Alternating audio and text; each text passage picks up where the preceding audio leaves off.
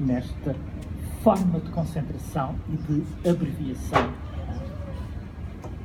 Aqui ele, utilizando um conceito que Walter Benjamin chama imagem dialética. Não sou eu que estou a chamar, é ele próprio que, reivindicando o conceito benjaminiano, lhe chama imagem dialética. A imagem dialética consiste numa concentração de temporalidades completamente diferentes. É o momento onde presente, passado e futuro se encontram, se concentram e dão origem a uma espécie de relâmpago, de fulgor. E, portanto, o que ele, no fundo, pretende em cada um destes textos é encontrar esse momento em que há uma fulgurância do pensamento e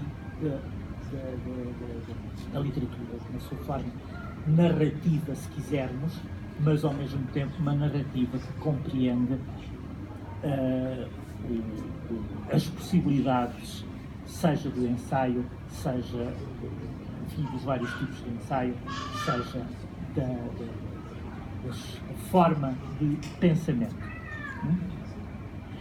Evidentemente, nós não podemos isolar também o Klug daquilo que foi o ambiente histórico em que ele viveu, portanto, alguém que se afirma enquanto escritor e enquanto cineasta depois da Segunda Guerra Mundial, que vive todo esse processo mais ou menos lutuoso e traumático que é a descoberta, enfim, do Holocausto, e que se torna, de certo modo, uma voz crítica na Alemanha e que concorre, de alguma maneira, para, digamos, a autoconsciência daquilo que foi do que se passou na Segunda Guerra Mundial.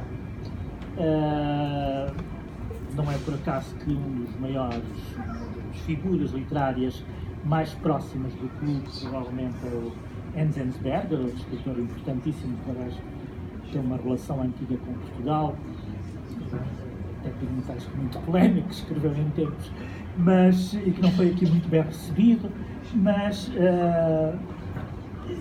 digamos, o Enzensberger também passou de alguma maneira, também foi um companhão de ruta da Escola de Frankfurt, tal como o Klug, e é um pouco mais velho que o Klug, e todos eles pertencem a essa geração, que é uma geração crítica e uma geração de tomada de consciência da história e das tragédias da história.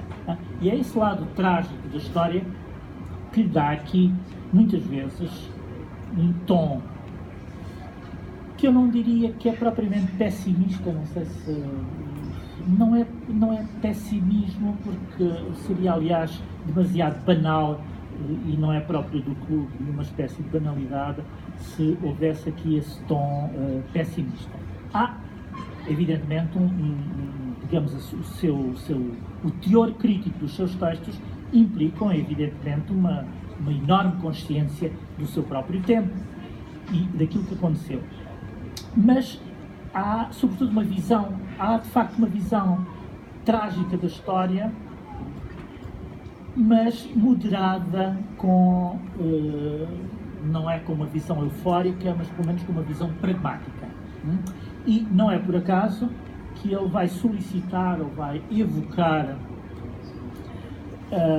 a figura do anjo da história, de que o Benjamin fala numa das teses de filosofia da história, e portanto esse anjo é o anjo melancólico, aquele que olha para trás e só vê destroços e ruínas amontoadas aos seus pés, mas, muito embora muito próximo das teorias da história benjaminianas, o Klug não se quer ficar por aí e não aceita essa espécie de destino melancólico que seria uma ideia da filosofia da história, e diz que é preciso moderar ou contrapor o Ângelos Novos, do Klee, que tinha servido como alegoria desse anjo da história que fala o Benjamin.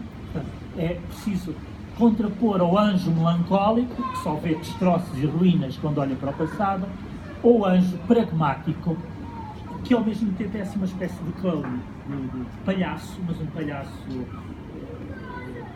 Não é palhaço no sentido pejorativo, é um palhaço que introduz uma espécie não direi de alegria, mas ao mesmo tempo de pragmatismo, e que aponta às coisas certas, aponta o dedo para os sítios certos, sem melancolias e sem se deter em lugares embaraçosos e em desvios do tipo trágico, pessimista, nihilista, etc. E aí, de facto, nós percebemos que o Clube é de uma enorme clarividência ao fazer esta espécie de diagnóstico da história, e percebemos, sobretudo, que ele é um escritor que olha muito longe, olha para um horizonte muito vasto e, sobretudo, um horizonte que compreende todo um conjunto de saberes vastíssimo, vastíssimo. Não é apenas a história da literatura, é a história da filosofia, é a sociologia, é a história dos média, é tudo isso entra aqui com saberes fundamentais e mecanismos fundamentais da sua escrita. No fim, enfim, para um pouco para terminar, talvez pudéssemos perguntar, seria uma pergunta legítima quando lemos estes textos, o que é que eles devem à ficção, sabendo nós que, digamos, a ficção tornou-se um conceito passe-partout, tudo é ficção. Aliás, na categoria em que são incluídos os livros nas livrarias, uns são ficção e os outros são não ficção. Pelo menos estas categorias entraram, são de uso corrente, são meramente pragmáticos, não têm nenhuma espécie de pertinência conceptual, são coisas arranjadas pelos publicitários, mas de qualquer das maneiras transpuseram os limites das livrarias e passaram a ser utilizadas um pouco de maneira correta.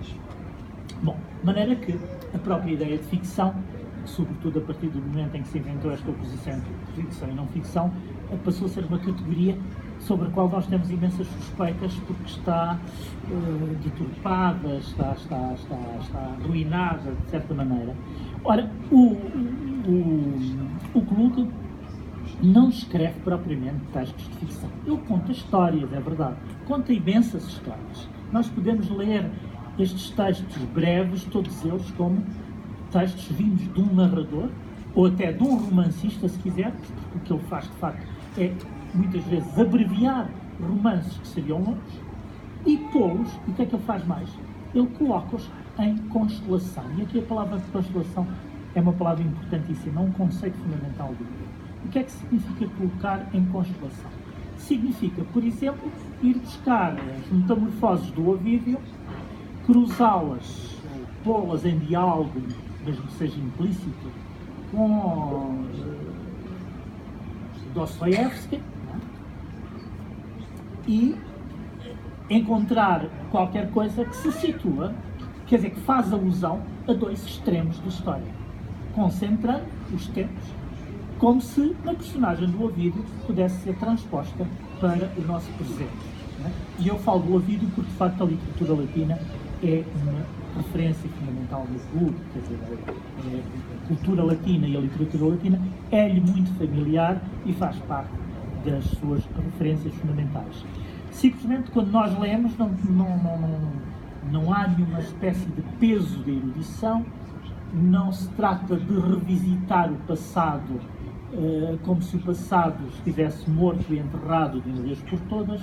Trata-se de salvá-lo para o presente, de redimi-lo e trazê-lo para o presente. E é isso que ele faz sempre.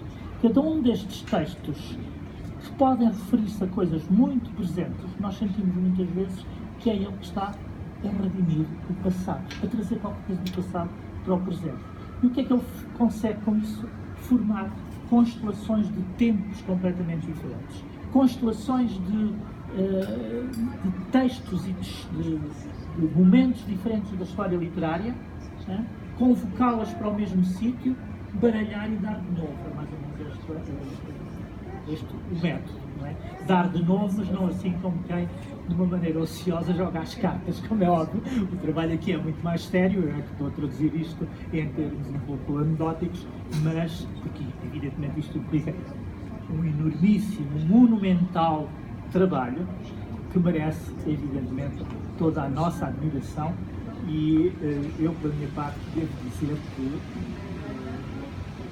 é um daqueles escritores que apetece sempre abrir uma página e ler o Calhas. Aliás, tem essa enorme vantagem. Um romance é uma chatice, não posso dizer. A gente lê um romance do princípio ao fim, sentindo que comete uma falha ou comete um pecado, se começar a ler do meio, e ainda por cima se o romancista não nos deixa perceber se nós começarmos do meio, é de facto uma chatice. Agora, quando nós podemos abrir uma página ao Calhas e começar aqui e borrifar-se para tudo o que está atrás, é uma felicidade. É uma consolação. É uma consolação e é uma felicidade. E é essa felicidade que o clube nos proporciona.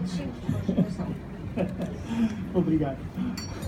Mas a Ana podia muito bem encadear a minha conversa com grande vantagem. Devo dizer ainda outra coisa que é da máxima justiça, não sei se disse no início, mas a tradução do Bruno Duarte, que está ali atrás, é uma tradução impecável, não é? Impecável, como provavelmente dificilmente se encontraria outra tradução do alemão em português. E esta é outra virtude ou outra qualidade do livro. Obrigado.